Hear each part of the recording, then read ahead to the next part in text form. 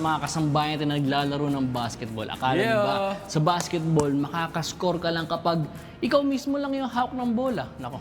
Pero teka lang, no? Paano naman ang mga galaw na hindi nyo naman nakikita kahit wala kang hawak na bola? Ngayong umaga, pag-usapan natin ang isang skill na madalas na-overlook pero sobrang game changer. Offensive movements without the ball. Kahit wala sa'yo ang bola, pwede kang maging threat. Tama. Pwedeng ikaw ang gumawa ng space, magbukas ng mga passing lane, o mag-create ng scoring opportunity para sa team. At para mas matutunan natin ang mga bagay na ito, makakasama natin muli ang ating basketball coach, si Coach Dennis Pagligaran. Good morning, Coach! Good morning, Coach. Good morning. Good morning, Good morning, Coach. Yun. Good morning sa lahat ng staff ng Good Morning Kuya and also to Kuya Dan. Coach, ito na nga po, ano po ba yung, since to continue yung ginawa po natin last time, Coach, ano ba yung importance na matutunan din ng mga basketball enthusiasts or players ang mga offensive movements? Yun, so napaka-importante ng offensive movements without the ball. So yung mga players natin, natututo sila gumalaw, mag-create ng space, mag-create ng open spot para magkaroon ng scoring opportunities yung team natin. No? Ito yung katuloy nung discussion last time na hindi ibig sabihin na wala kang hawak na bola, mag-aabang ka na lang, wala ka nang gagawin. Bukod sa naghahawak ng bola, lahat tayong mga kampi, meron din tayong role din para makapag-create tayo ng offense. That's right! Pero ano po ba yung mga i-cover natin ngayong araw? So, we have 4 basic cuts and 4 basic screens. So, the-demo natin yon with Josh and Ian.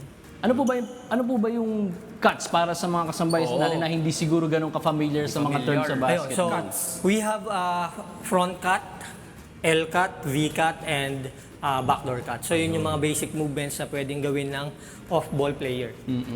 Siguro mas maganda. Ma-demo. Oo, pakita natin kasi minsan mas nahihirapan niya ba na imaginein lang So, Coach, pwede ba pakita natin sa kanila paano ba gawin properly itong mga cuts na to? Defense, offense tayo. So, Okay, Coach, paano po? yung bola sa top. Okay. Sa akin po ang ball. So, defense, si Josh muna, defense. Defender. Start tayo sa first cut, yung front cut. So, Okay. pass. And then front cut. Front cut. Yan, tapos drive. Okay. Front So, cut po yun, Coach. front cut. So, sa front cut, lagay lang tayo ng jab step doon sa opposite side. So, one more. Pass, jab step. And then, cut. Ayun. May misdirection muna sa umpisa. Pagkapasa mo, jab ka sa opposite Si side. Josh naman. Josh, ako naman ang defender. Okay. Pass, jab step, cut. Yun, tapos roll. Yun. Okay. So, Front yun yung cut. first cut natin, front cut. So, Front. next is the backdoor cut. Backdoor cut. Backdoor cut. So, pass, tapos nag-deny yung defender. So, backdoor ka dyan. Yan. Ayun. Talagang di mo mapapansin. Hindi mo kailangan pilitin makascore. Kailangan alam mo yung gantong mga Ganun lang kadali. Para ano ba, Josh? hindi pinipilit mo makascore Oo. Deny, para hindi ko mabalik yung bola. Narablin ako. Josh. Doon siya sa open. Yun. Backdoor cut. So, second cut Backdoor. natin, backdoor cut. So, Okay. third cut is yung L cut. So, lagyan naman natin ng options. Yan. So, front cut si Ian, L cut naman si L-cut. Josh. Okay, pasa. Front cut. Front cut, tapos L cut si Josh. So, open siya doon. Okay. So dito, Coach, dalawa na kagad yung option ng may Dalawa hawak yung ng option. bola. Okay. Isang magpa-pop, tsaka yung isang pwedeng free dito. So, kailangan lang timing. Dapat nakakat na si Ian bago ka mag-L cut. Okay, mauuna po yung mag-front. Oo, siya muna. Parang decoy siya. okay. Para ako yung unang mapapansin kung baga, Coach, tama ba? So, second option si Josh. Diyan galing yung bola. Ito galing yung bola, then pass. Pasa. So, face cut. L cut si Josh. Open siya doon. Yun, Yun, tapos Shot. tira. Wala na, Shot pasok na yan. Yun, miss. Rebound ka dyan. Okay. So, put back mo lang. Sa ganung cut, dalawa yung options. Ikaw naman mag-L. Ako naman yung Si Ian naman. So, galing Ako naman dito. yung mag-L cut. Ay, tama. Ako yung magpo-front. Oh, front cut. L cut. Yan. Tira. Okay. Dapat lang i-shoot natin.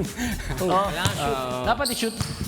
Pero, di ba, magandang alam natin yun para hindi Options. yung minsan kasi kapag gusto mo score, pinipilit mo na lang. pinipersa mo na lang kung baga mag-score. Mas maganda, alam natin yung mga fourth cuts cut na to. natin, yung V-cut from Ito na wing. yung fourth and... V-cut, coach. V-cut. Okay. Letter V, victory. Saan po po magsisimula yung bola? Yung bola, ganun pa rin. Front cut si Ian, tapos V-cut ka naman doon. Front cut ako. Front. Sino pong mahak ng bola? Ako, coach. Pasa sa akin. Pagkapasa, So off ball ka na. Front Front cut. cut, V-cut. Ako ang magre-rip. Ayan, V-cut, tapos yan. okay. So ang purpose naman yan, dadalahin mo yung defense doon, tapos iwanan mo siya doon. Top out Sige, ka dito. pwede po ba natin pakita ko si Ian yung Si defender Ian ko? yung defense. Kunya, Nasa akin na yung defender bola. ka sa akin. Nasa akin yung bola, for example, yan. So dadalhin kita dito. Tapos tsaka ako. Yun. So, meron kang space. So, nakakreate ka agad ng space. Oo. Okay. Yun. May mga technique po ba yun para mas maging effective kumagat siya dun sa cut na yun? Kasi baka mamaya, naglakad lang ganyan, tapos biglang bumalik dito. Hindi, ang Madali sundan, di ba? sobrang Ang relax. key lang doon, slow and then fast. So, slow and then fast. Gugulatin mo. Oh, yun. So, kailangan- defense. Dito yung bola. Hindi, kunyari, pressure ka talaga, napaka mo. Kunwari, ilang seconds na lang, broski, no? Tapos, uy, saan ito pupunta? Uy! Yun Uy! na. Ang laki ka agad ng space, no? Kung tatakbuhin ka agad niya, coach. Tapos, pero kung naka-depensa pa rin siya paglabas ni Josh dyan. Oo nga, Oo, sige, nakakabul ipakita natin kita. yung kunyari, di ba pressure ka ulit, pressure. Diba? Nahabol mo si Josh. Yan, Pinasa. V-cut. ano V-cut. Dadaling kita dito. Tapos hinabol mo pa rin Inahabol ako. pa rin kita. Pasa ulit, front cut naman. Front cut naman. Yan. Yun, ang ganda nun. Beautiful. Wala na. Ang daming pwedeng options ba? Napakadali So, ng ano yun? basketball pala, no? Continuous movement yun. Boys, ikaw naman Sige, mag-V-cut. Kaya parang nalito ako dun, ah. So, V-cut. coach, di ba? Naka-pressure Seal mo ako. lang siya sa loob. Bigla Seal. papasok ako na rin dyan. Tapos, Yun. Napakaganda nun, Shot. Ian Miranda. kapos lang. Hindi, Pero dapat ringless. shoot yun. Pero yun yung option. Okay, V-cut. Yun yung ano natin, 4 kinds of cut. Ganda, no? Front cut, backdoor cut, V-cut, and L-cut. Ganda. Ang sarap mag-basketball kapag alam natin yung mga ganitong mga fundamentals. Again, maraming salamat po, Coach Dennis.